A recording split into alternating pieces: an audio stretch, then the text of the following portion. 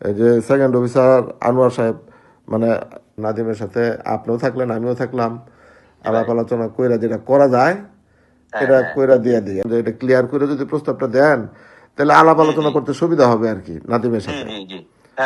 তা আমার মনে হয় 3 লাখ টাকা যেটা চাইছি। আচ্ছা মামা বলেন। সামনে আর বউর সাথে কথা বললা, হ্যাঁ বুঝায়া আচ্ছা দুইটা মানে আমি এভাবে রাইখা দিলাম, আচ্ছা রেডি থাকবে। আনছি, জিজ্ঞাসাবাদ করছি, তথ্য পাওয়া গেছে, যাচাই করতেছি। আচ্ছা আর হ্যাঁ, যে মোটরসাইকেলটি যুদ্ধ করছিলাম এটি যতদলে কাজ দিব না, ঠিক আছে বুঝছেন? জি জি জি আপনি কথা বললাম, কিন্তু ফাইনাল করে আমার কাছে যে মুরব্বীটা আছেন না, হ্যাঁ হ্যাঁ দাঁড়িয়েওয়ালা, হ্যাঁ আমরা যে কোনো এক সময় আমার ফোন দিলে ওরা বলে দিব, আমরা সাথে দেখা করবো। আচ্ছা ইয়া মামা চলে যাও। হ্যাঁ, একটু সময় দিবেন না, টাকা পয়সার ব্যাপার তো, শুক্রবার। কোন সময় দুপুরা আপনি নাইফ সাহেব আসছে, আপনি যে জায়গায় আমি এর সামনে বলছি যে আপনি যে কতবার ফোন করছেন, একটা টাচ যেন না পড়ে বা না পড়ে, নাইফ সাহেবের সামনে কথা বললাম তো মামা না। হ্যাঁ, একটু কি স্যাক্রিফাইস কি করণ যায়? আমি তো 5 থেকে 3 এর মধ্যে আনছি। এখন এটা এখন 3 লাখ টাকা তো তার এবিলিটি নাই, সেটা আমি নিজে জানি। ছোট ভাই তার সাথে ঠিক আছে, সেটা আমার বিবেকের মানে উল্টা হবে। আপনার এটা নিয়ে তার কোনো ইয়া নাকি আপনার কথা বললা, ঠিক আছে? আমি এক ছেড়ে দিছি আমার খারাপ উপরে থেকে, আমি যেটা যেমনি হোক আমি মিলাই।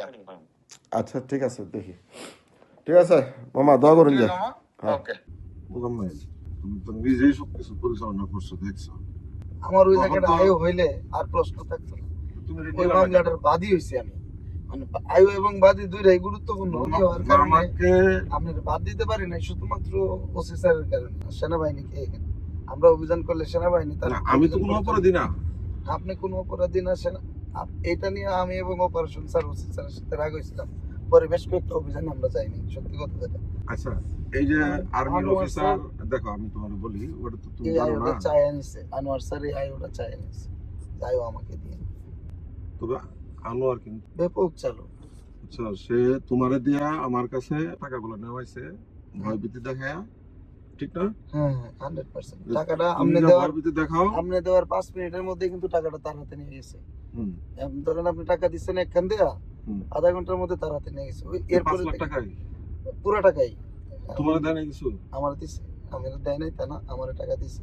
আচ্ছা কিন্তু আমার কাছ থেকে আরো 1.5 লাখ ওইটা দেয় না কিছু? তো কেউ দেয় না, ওটা আপনার, ওটা আমার না। ওই টাকা সে একাই নিছে এবং আপনার তখন তো তুমি বলছিলে যে এটা সে না নিলেও পারতো। না নিলেও পারতো, এই কারণে বলছি কারণ ওই টাকাটা থেকে কিন্তু সে একটা মেজর অংশ রেখে দিচ্ছে। মেজর অংশ মানে বেশিরভাগ টাকা সে